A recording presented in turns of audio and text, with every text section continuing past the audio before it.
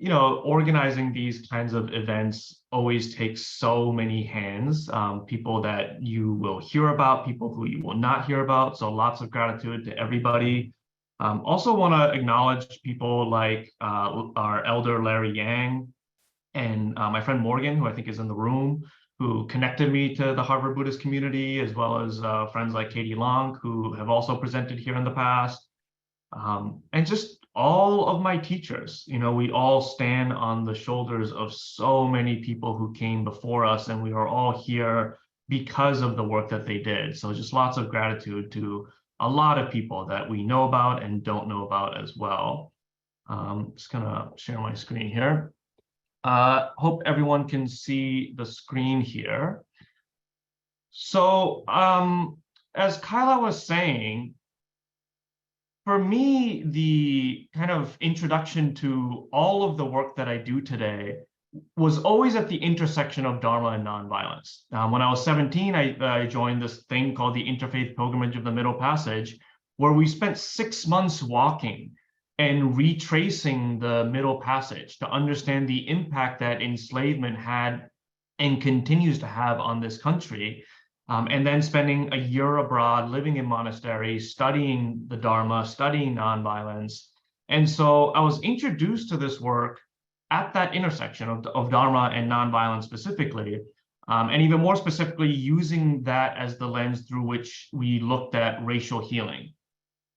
And when I came home from that, I jumped right into getting involved in various social movements. And 10 years into that career, I took a 2-day workshop on a philosophy called Kingian Nonviolence Conflict Reconciliation, which is grounded in the teachings of Dr. Martin Luther King.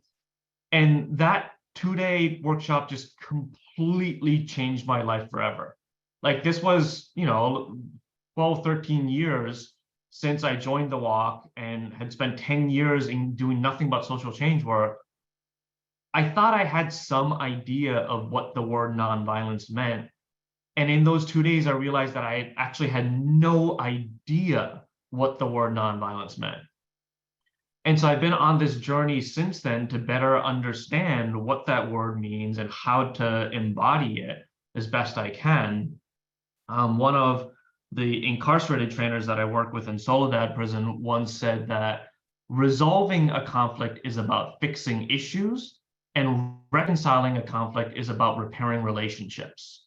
And that nonviolence, a principled, holistic understanding of nonviolence, gives us the opportunity to both fix issues and pass legislation and change policy, as well as work on repairing relationships. And oftentimes in our society, when conflict happens, when harm happens, we only try to fix the issue, and we don't emphasize healing the relationship. And that is just as, if not more important, if we want sustainable peace, right? And so that's kind of our understanding of nonviolence, is it's this unwavering commitment to move towards relational healing and reconciliation.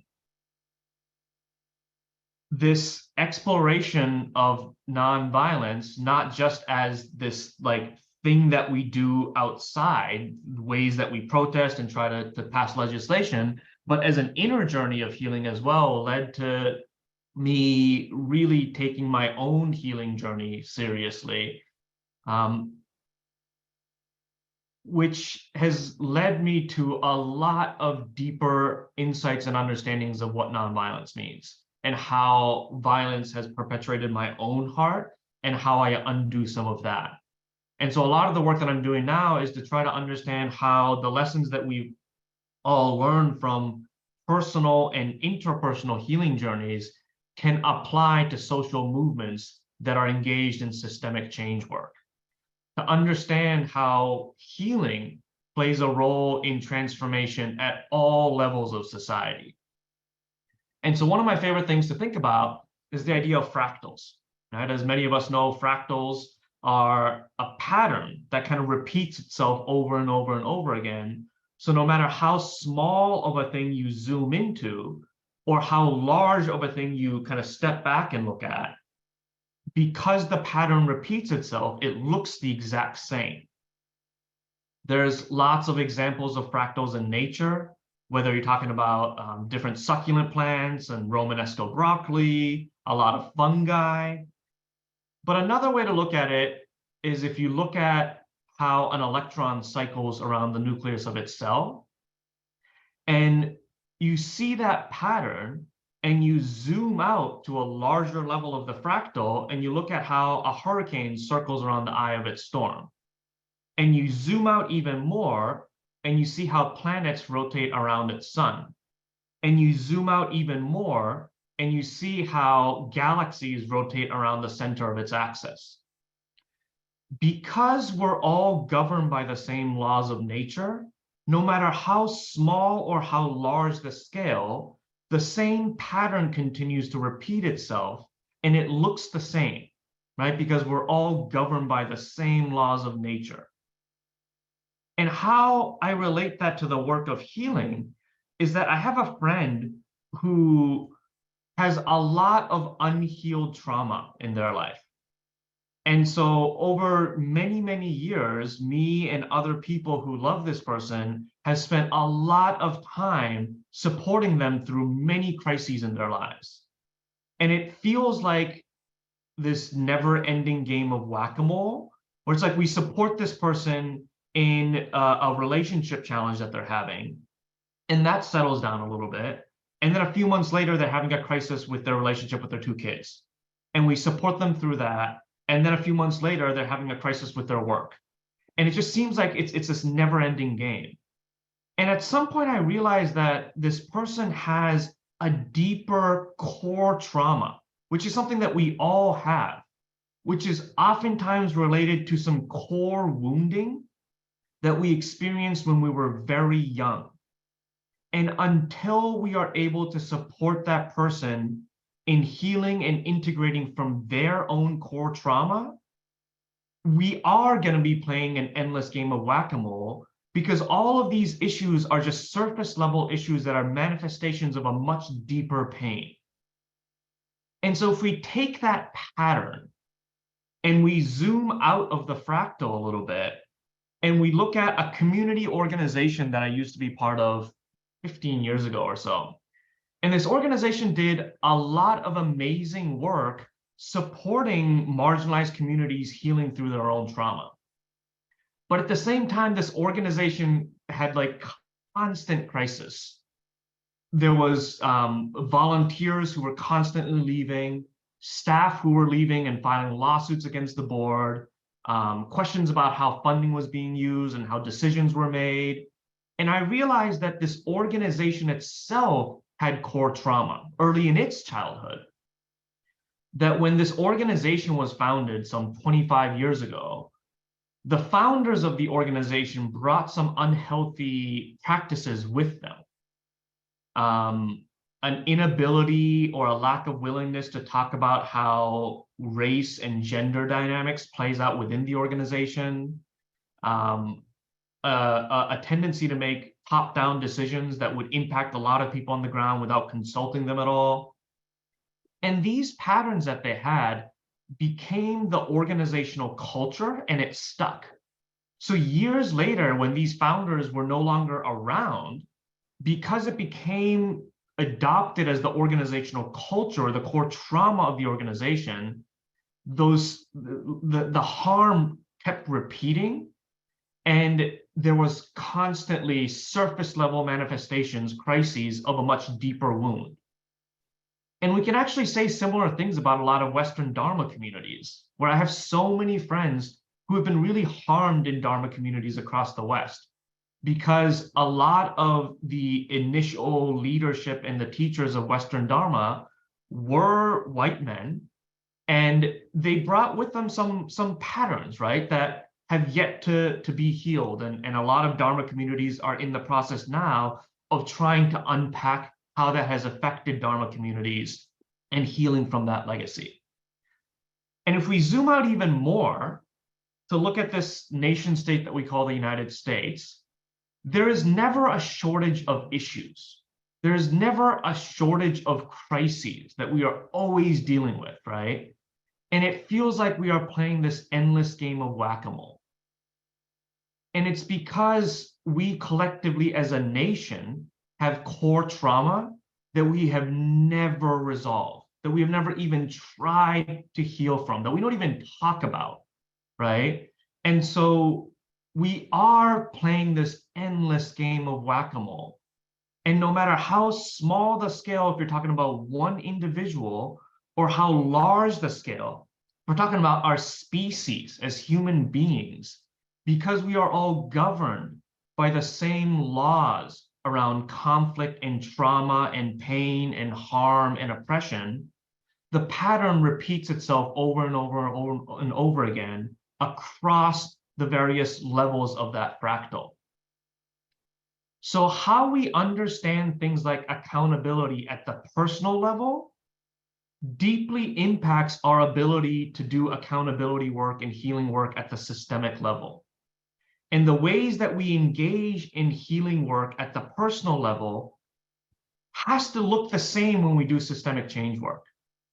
And in my time, I found that in a lot of progressive spaces, we are committed to some principles around things like restorative justice. But then when we engage in systemic change work, we go back to this binary us versus them, good versus bad, finger pointing, shaming way of trying to create change. And because we live in this fractal nature, if we know that shaming people into transformation doesn't work at the personal level, it cannot work at the systemic either. I want to share a little bit of my own personal story, which is that when I was young, I had a stepfather who, complicated relationship. In a lot of ways, I really appreciate him because he was an indigenous man who brought a lot of ceremony and spiritual practice into my life.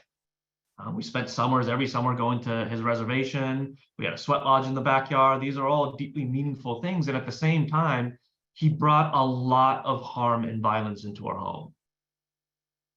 I got off somewhat easy, but my mother and my two sisters got it really difficult from him, and he created a lot of harm. And for many years of my life, the story that I had told myself was like, these are things that happened 20 years ago. I'm kind of over it. I've healed, I've moved on. And then as I started getting into my own personal healing journey, I realized that I was far from over it, that I was actually still deeply broken from this core trauma, this core wound that I had never tried to address. And around that time that I first started to realize that I was carrying this deep wound, I talked about it for the first time out loud with a friend of mine. And perhaps it was because of a lack of skillfulness on their part. Perhaps it was because my story triggered a wounding that they had. But when I told them that I was starting to realize that I have this incredible, this huge weight of shame for not being there more for my family when they needed me most, that was like the biggest wound that I was carrying in my life. When I told them this, their response was something along the lines of, well, yeah, you're a man, so you had the privilege to leave and run away. And it's true, right? I was a young man, and so I did have the privilege to run away and escape.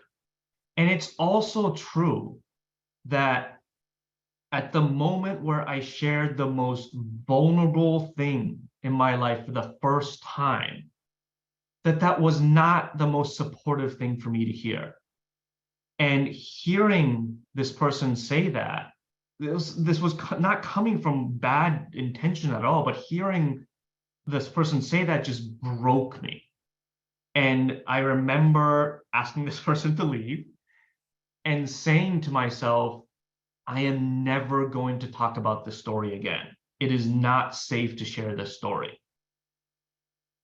And then a couple years later, maybe, I went to a thing called a jam.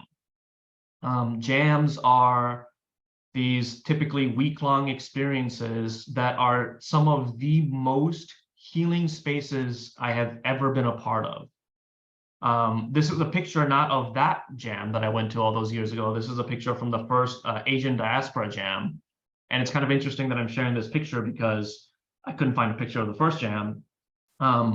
Tonight, after this call, I'm going to the prep meeting for the third Asian Diaspora Jam, which starts Sunday. On Sunday, about 25 folks from the Asian diaspora is going to fly in to go through this experience together again. And when I went to my first jam all those years ago, I decided to tell this story again because I felt safer in that space. And when I told that story in that circle, because of the safe container that the facilitators had created, I was able to go deep. And I was able to just cry and cry and cry and be with that story while being held, both like literally held, as well as just held in that space and in that container energetically. And that moment to me was the beginning of my long healing journey around this core wounding that I have. Talking about our core wounds and opening that story up and having that story not be held well can be deeply re-traumatizing. It's actually relatively easy to just rip open a bandage and start talking about really difficult things. What's really hard is to build a container where that story can be witnessed and held and honored and integrated into our bodies. That's what's difficult. I'm going to switch to some images, and I just want to give a warning that I'm about to share some images of white supremacists gathering and protesting. So it may be some difficult things for some of us to see. So yeah, maybe I just want to invite everyone to take a deep breath and just prepare ourselves to see images with a very different energy than the one that's on your screen right now.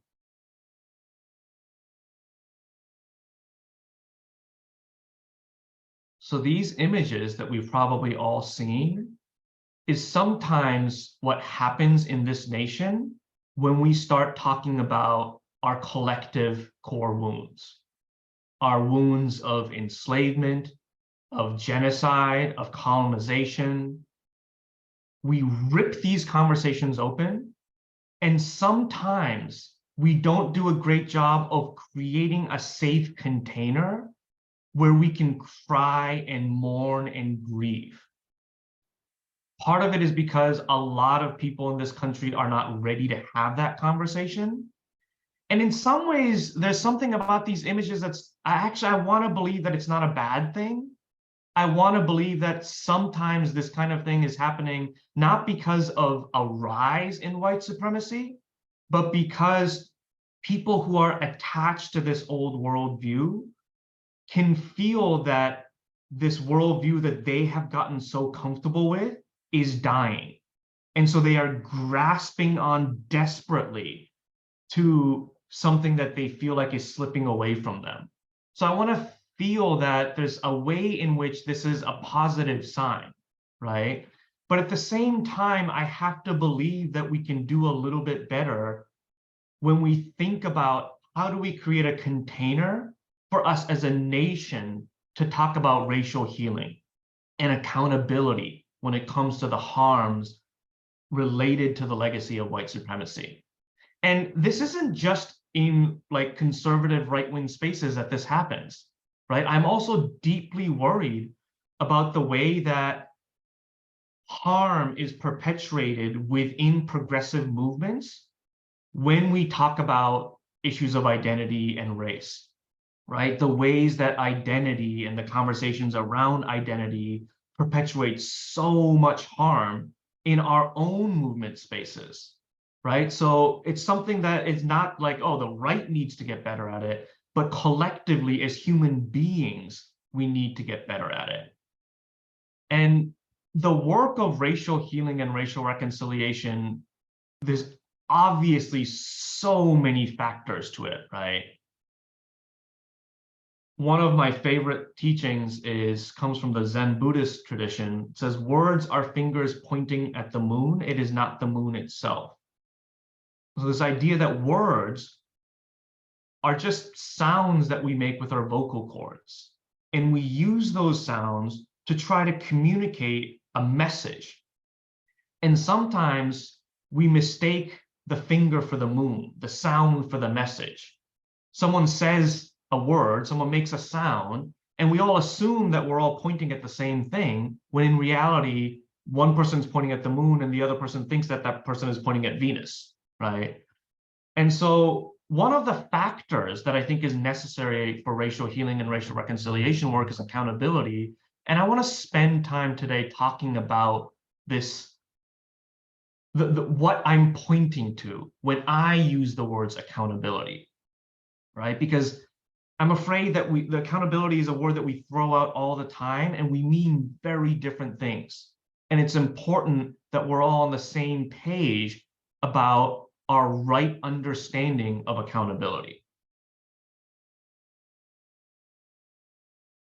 The Buddha left us with this path, right? The Noble Eightfold Path. And the first factor of the Noble Eightfold Path is right view, or right understanding, or wholesome view, wholesome understanding, skillful view. We've seen it translated in many different ways. But it's really about how we view the world, how we understand things. The Eightfold Path is not a linear process. And at the same time, there's a reason why every time it's taught, we always begin with right view. Because the way we view something, the way we view the world, the way we understand the world, the lens through which we view the world and our experiences influences everything. Right? So the way we understand the word accountability influences the way we think about it, the way we speak about it, the way we act on it. All of the other factors are influenced by the way we understand and view accountability. And I oftentimes think that there are three important factors to consider when we think about accountability, and that is insight, remorse, and amends. And when I talk about insight, the dictionary definition of accountable is subject to giving an account, answerable, or capable of being explained, explainable. And the etymology of the word accountable comes from the old French word meaning answerable. Many years ago, I was facilitating a 2-year trauma healing and restorative justice program in a local prison. And one of the participants came in on the first day. And this person came in and said, I'm joining this program because I want to understand why I ended up taking the life of a complete stranger over nothing. Like, I don't know what happened to me, that I was having a perfectly normal day and a stranger that I've never met before bumped up against my car when he was walking past. And the next thing I knew, I was stabbing him and taking his life. I don't know what happened. And in working with a lot of survivors of violence, the most common question that many survivors ask is why? Like, why did you do this? Why me? Why? And if you had asked this man, why did you do this, early on in his life, he would have said something along the lines of either, I don't know, or, well, he bumped into my car and I got upset and we got into a fight. But that's not the real why, right? Over the 2 years of that program, we unpacked the entire lives of all of the participants in that program and all of the traumatic events that they lived through and the oppressions that they lived through that influenced the choice that he made in that moment. And so until he understood how everything he had lived through in his life led up to that moment, the why was unanswerable. He wouldn't have been able to explain himself and therefore hold himself accountable. A police officer that takes the life of an unarmed Black person, if you ask them why they pulled the trigger, they might say something like, well, I was called to the scene and there was chaos and the person made a sudden movement and I thought they were going for a gun. But that's not the real why, right? What are they not seeing? What that person, what that officer might not be seeing is their own trauma, right? And the ways that police officers are conditioned and trained to be afraid and to be trigger happy in the system of policing that exists today. I could go on a whole rant about that, but they are trained to be afraid and trigger happy.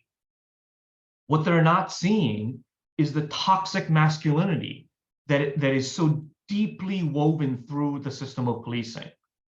What they are not seeing is the history, the violent history of policing in this country. What they are not seeing is the pain of Black people as a collective in this country. And this is all related to the concept of right view, right? Part of our understanding of the first factor of the Eightfold Path of right view is to see the karma of every moment. What are all of the factors that led up to that exact moment? Right view is also related to the concept of Vipassana, which is translated oftentimes just as the ability to see things as they truly are. So that officer that pulled the trigger might not have the insight to be able to see that the moment they pulled that trigger, what Larry Ward calls the 500-year legacy of America's racial karma is present in that moment. They might only be able to see that, oh, I was scared, I thought he was reaching for his gun, so I pulled the trigger. But in reality, the real why, the real answer, the real explanation is so much deeper than that. And so if people aren't able to be given space for their entire life history and generations of history to come into the equation, they cannot be accountable for the harm that they caused. And people seeing all of the factors that led up to the moment that they caused harm oftentimes is what allows them to feel remorse. There's a saying that hurt people, right? That when we are feeling hurt and when we haven't been able to process and integrate that hurt, we end up lashing out and hurting other people, right? There's a beautiful quote that from Mariam Kaba, who says that nobody enters violence for the first time by committing it. And in my experience, that is true 100% of the case. One definition of violence that I love that comes from Marsha Rosenberg says that violence is the tragic expression of unmet needs. I've written about this before, but years actually, I think it was a band who was in that same group once said that when he took the life of his victim, he says he remembers pulling the trigger multiple times, and he said that every time I pulled the trigger, it was like I was throwing my hurt out at him. And it was such a powerful, visceral image of this young man who had known nothing but violence his entire life and for the 400 years that his ancestors had been on this land. And because he was always viewed just as a criminal, he had never had space for that part of who he is to be acknowledged. And so he just lashed out when what he needed was for his pain to be validated. What he needed was healing and release. And because that wasn't accessible to him, he chose a tragic strategy to try to get that unmet need met. But in my journey, I've also come to understand that there's a second part of this idea that hurt people, which is that hurting people hurts. That there is no way for us to cause harm to another human being or to another sentient being without it damaging our own soul in some way.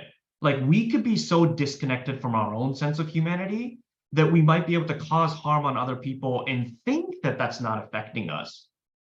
But in reality, for us to cause harm on another person, we have to see ourselves as separate from that person, and therefore separate from the interwoven web of humanity.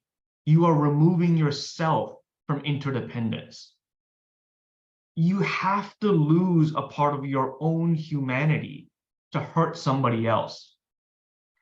And it's oftentimes insight into our own hurt that leads to this insight to other people's hurt that allows us to feel remorse. One of my favorite sayings comes from a friend and elder in the restorative justice world who once said, "Our power lies in our defenselessness."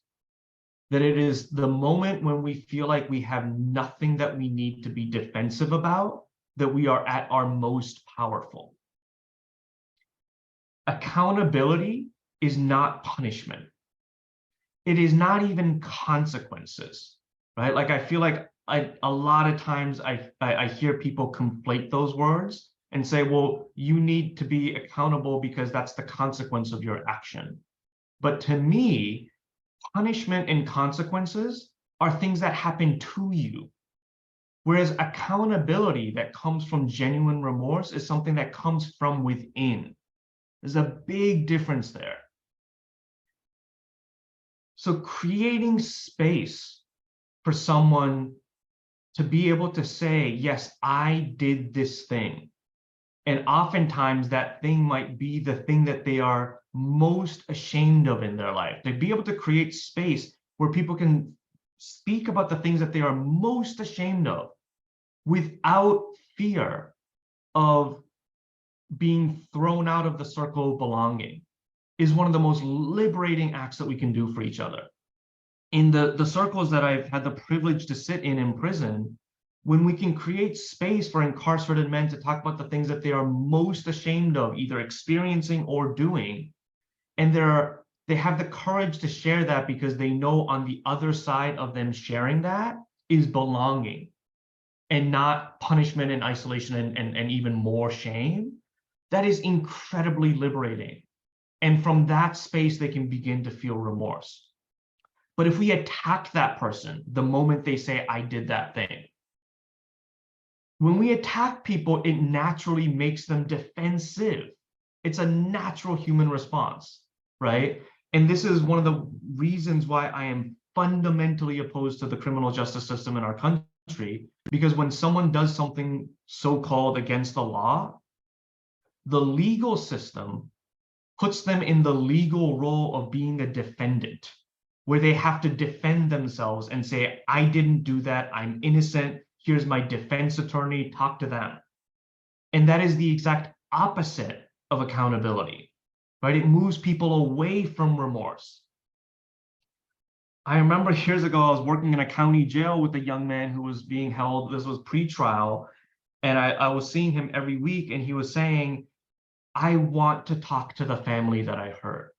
I want to apologize to them.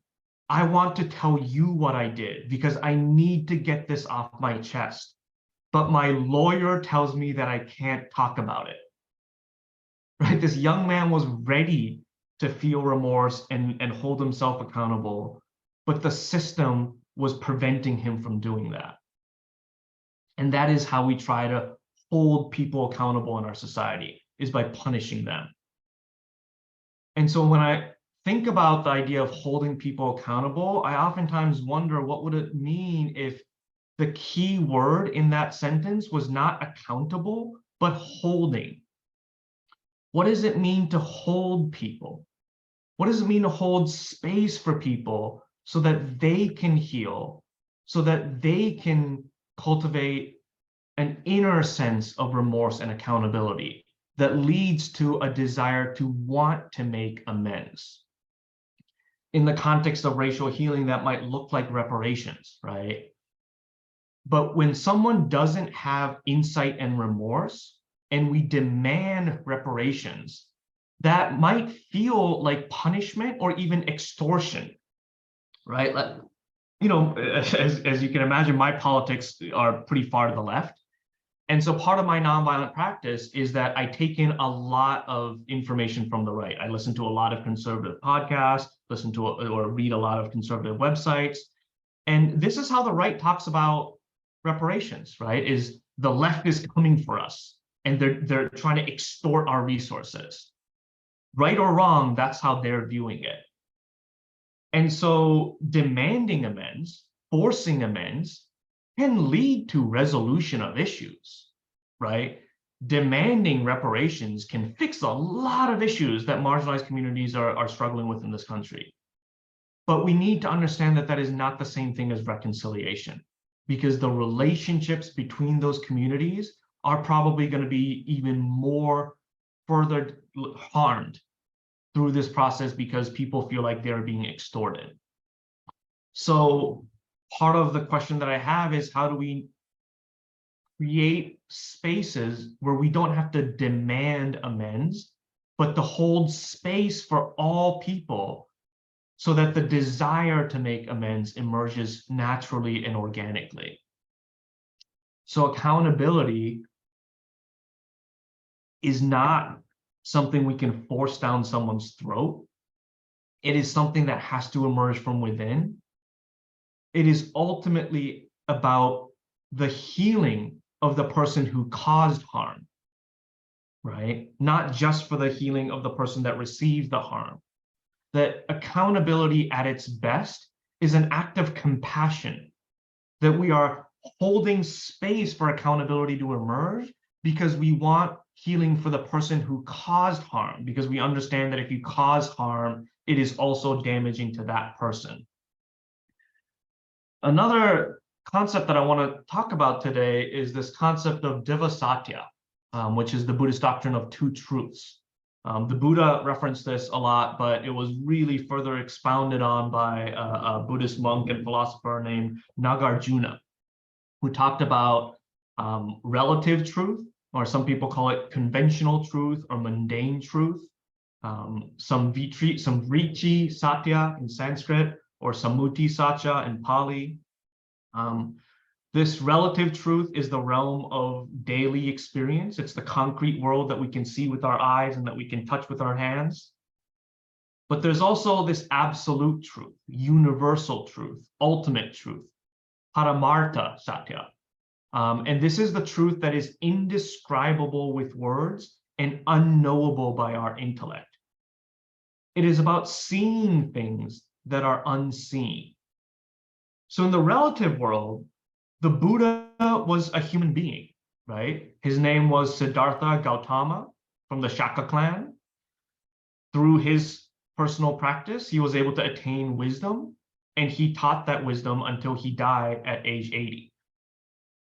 But in the ultimate realm, in the absolute realm, there are stories of gods and goddesses and how the Buddha descended from the heavenly realms and how he shined a light through his third eye that showed all of his followers the seven realms of heaven and all these things, right? And when I spent time in monastery when I was younger, we chanted Nam-myoho Renge Kyo for about 3.5 hours every day. This was Nipponza Myohoji, which is an offshoot of the Nichiren sect of Buddhism. And after chanting Nam-myoho Renge Kyo for 3.5 hours, twice a day during morning prayer and afternoon prayer, we would chant from the Lotus Sutra. And specifically, we would always chant chapter 16 of the Lotus Sutra every morning and every evening. Chapter 16 of the Lotus Sutra, according to the teachings of Nipponza Myohoji, is considered the most sacred chapter of the most sacred sutra of the Buddhist canon. And in chapter 16 of the Lotus Sutra, the Buddha, the human being, was in a real place on this planet that you can go to today, in the relative realm, in a place in current day India called Rajgir. And in Rajgir, he taught his followers that I've been teaching these teachings for almost 40 years, but in reality, I have been around since the beginning of time. I've been around for eons, and I have come back to this body in every time period so that I can teach this Dharma for the benefit of all beings. Personally, what I think he's referring to is one of the central essences of absolute reality, which is the concept of anatta, which is the Buddhist doctrine of non-self, and its very related teaching, sunyata, which is the Buddhist teaching on emptiness.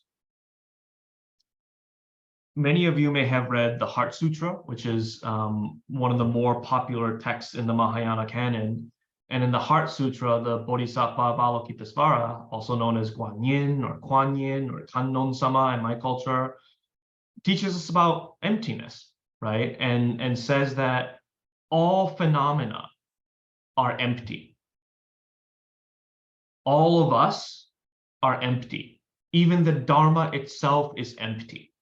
And what they meant by that is that all phenomena are empty of an independent self, right? That there's no such thing as Kazu that exists, because Kazu cannot exist without not only my parents and their parents and their parents, but the water that I just drank that is now a part of me, the air that I breathe, the wisdom that I receive from every interaction I've ever had in my life. I am only made up, as Thich Nhat Hanh says, of non-Kazu elements. I am empty of an independent self, right?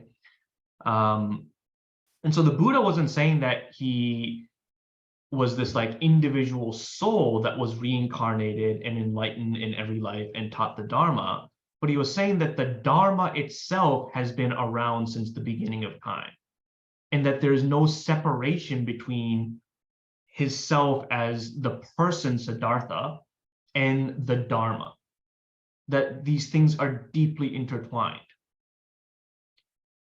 Thich Nhat Hanh also has a teaching, I'm sharing my screen so you might not be able to see me, but he has a teaching, I'm holding up a piece of paper, that says, if you're a poet, you can see that this is not a piece of paper, but it is a cloud. It is a cloud because without clouds, there's no rain. And without rain, there are no trees. And without trees, there's no paper, right? The paper is also the sun, because the sun contributes to the tree growing, right? And the paper is also the Big Bang, because without the Big Bang, there is no sun. And so in this way, every phenomena across the universe is deeply interwoven in the ultimate reality. There is no separation between the Buddha, the person, and the Dharma, and all of us.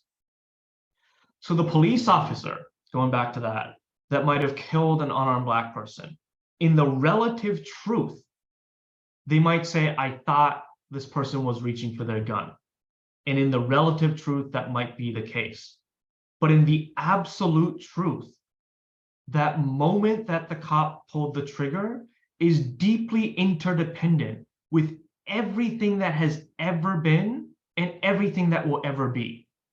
That moment that the person pulled the trigger is deeply interdependent with America's racial karma, right? America's karma was present the moment they pulled that trigger. And this is the right view, the right way to view these moments of harm. Things like race is very real in the relative sense because they have a very real impact. And we also know that race is a complete delusion, that there is not a thing that exists, certainly not in the absolute sense. Another important characteristics in this idea of Diva Satya is the non-dual nature of reality, right? That nothing in the absolute reality lives in a binary. And there's a beautiful teaching that I love from the Jain tradition of Anekantavad, which teaches us that for every truth, there are at least 7 different perspectives on that truth that are all true, that are all 100% true at the same time, right? And many conflicts in our society, we're not able to come to resolution because we think that truth is a zero-sum game. So if I'm right, you have to be wrong. And it's really excuse me, it's really hard to accept that I'm wrong, so I'm just going to keep arguing that I'm right. When in reality, these things don't exist in a binary. I think one of the most powerful things that I've learned from restorative justice is that restorative justice work at its best begins to blur the line between who caused the harm and who experienced the harm. And we get to this place where we can just acknowledge that harm exists here, that we are all deeply hurt, that nobody is able to escape the harm that comes from violence and injustice. And in the relative realm, scale is important, right? Because we experience harm in different ways. And it's also important to know that when we talk about relative truth and absolute truth, we're not saying that one is more true and one is a lesser truth. They're both necessary in understanding the world that we live in. And so it's necessary to understand scale and positionality, but also necessary to understand that harm is never in this binary, I caused the harm and you experienced it.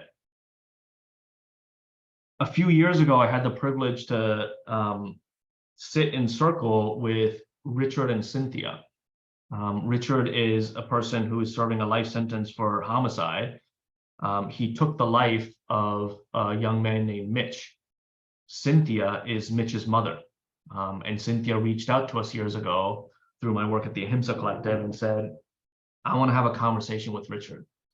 I've never had the opportunity to sit face to face with him and talk to him, again, because the criminal justice system doesn't create that opportunity. And so we took about 6 months talking to both of them one-on-one to prepare them for it. And the day came when we had this dialogue, and we went into the prison and we sat Cynthia down, and I went around the corner to pick up Richard, who was in the holding cell, and he was already shaking. And I sat down with him and I was talking to him, and I at some point I asked the dumbest question. I was like, so are you ready? And I was like, how are you ever ready to have a face-to-face conversation with the mother of the person whose life you took? And he said, yeah, I'm ready as I'll ever be. And so he stood up and he turned the corner and he saw Cynthia sitting there. And in that moment, he just completely broke down, just completely collapsed.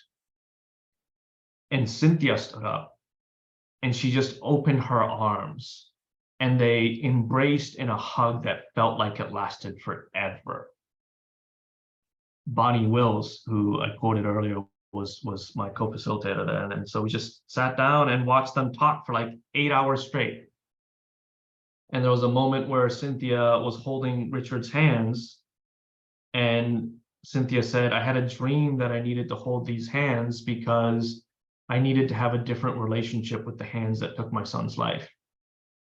There was another moment where Cynthia said, Richard and they're both indigenous, and Richard and Mitch play baseball together. And Cynthia said, I remember driving Mitch to baseball practice all those years ago, and I remember you were always walking to practice by yourself. And I always felt bad for you because I knew you came from a broken home and you didn't have anyone that would be able to drive you to practice. And I always felt for you and I saw you. And Richard said in that moment that in that time in his life, he felt so lonely that he felt like nobody saw him. And now, 20 years later, to hear from the mother of the person that he killed that she saw him in that moment healed something that he had been carrying for decades.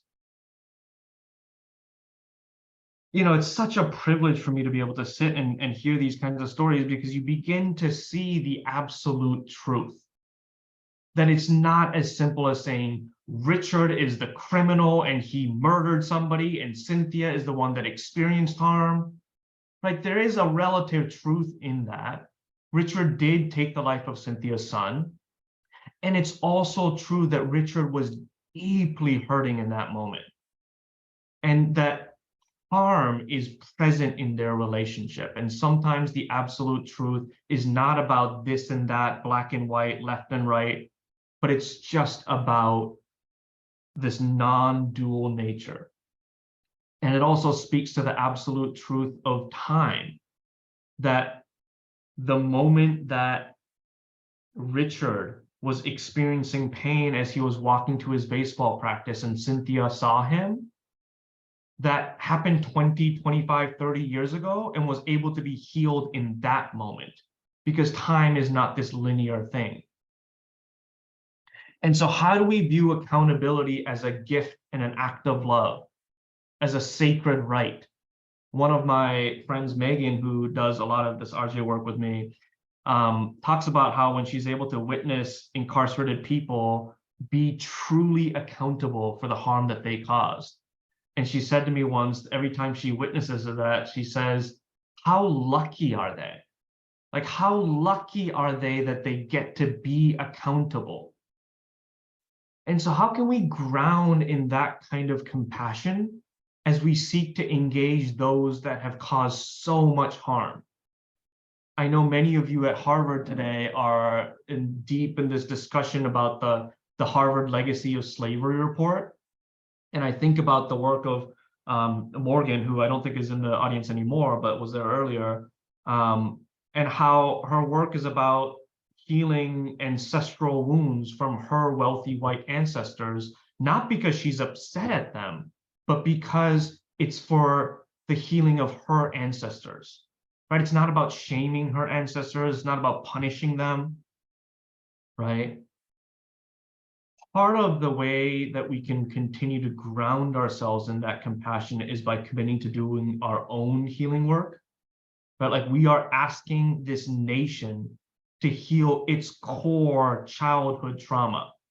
And if we are doing that, but not willing to do that for our own personal selves, then who are we to ask of that of the nation and to demand that of our ancestors? I recently initiated a restorative dialogue with my old stepfather that Megan will be helping to facilitate, because I want my own healing and healing for my own family, but I also want healing for my stepfather. Because in the relative realm, I know that my healing isn't dependent on anything that he does, but in the ultimate realm, I know that my healing is deeply bound with his healing. And I'll also say that it's through Dharma practice that I've been able to hold these like conflicting truths of relative truth and ultimate truth and this non-binary nature of reality.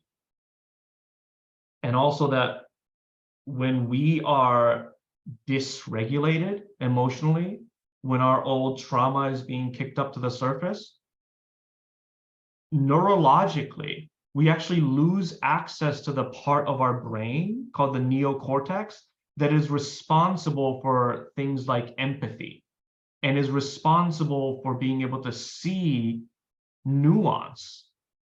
When we are in panic, it's called the amygdala hijacking. An older part of our brain called the amygdala takes over and literally cuts off access to the part of our brain that is responsible for empathy and nonviolence and reconciliation. Because the neocortex is a part of our brain that requires a lot of energy to run.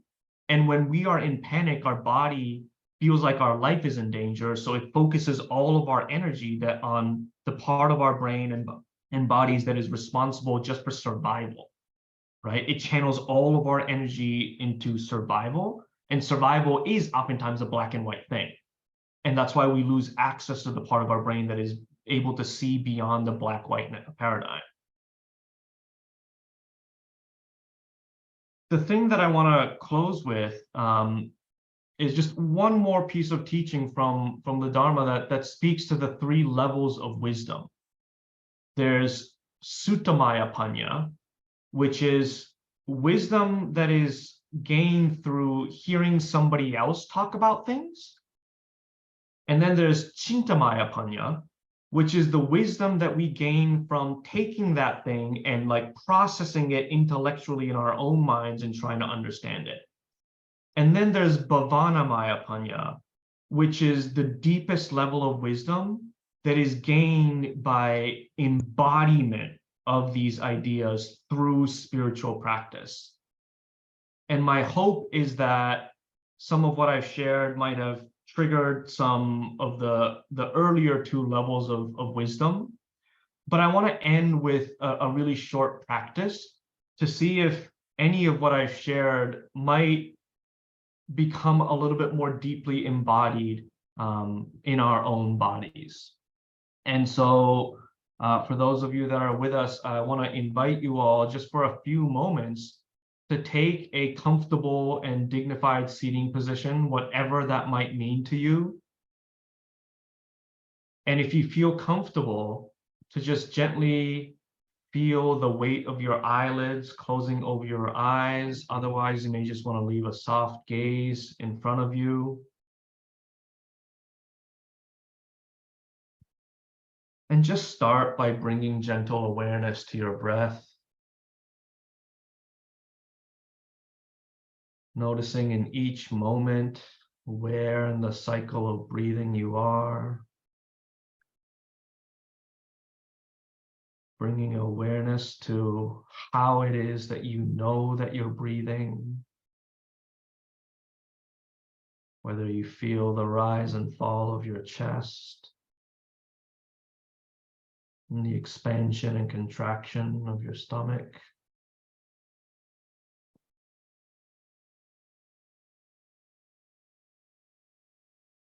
As you begin to settle into your body, beginning to sit with this teaching of anatta, of non-self, beginning to sit with the realization that we are deeply interwoven with specifically our own ancestors, and that everything about our ancestors is present with us in this exact moment. Knowing that our ancestors have experienced a lot of harm that they may not have been able to heal in their lifetime.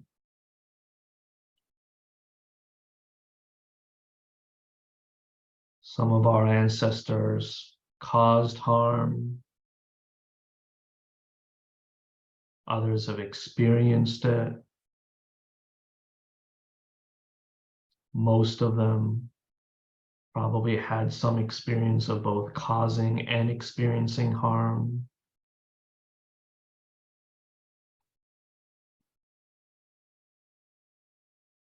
And noticing that we, in our life, in this relative realm, have the gift, not the responsibility, but the gift to help heal some of those unhealed harms.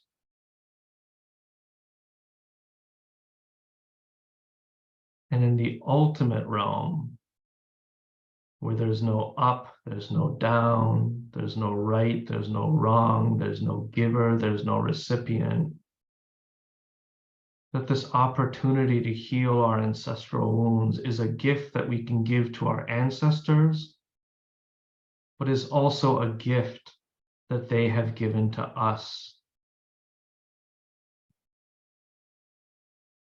That they have given us the opportunity and all of the wisdom and tools that we need to meet this trauma and to transform it. And so acknowledging all that they've been through, that they've had to go through so that we can be where we are.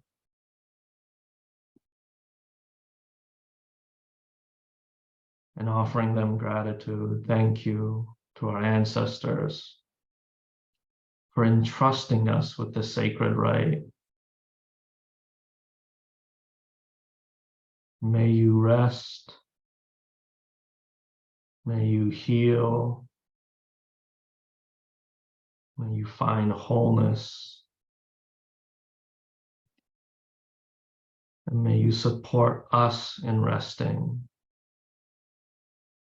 May you support us in healing. And may you support us in finding wholeness and finding belonging.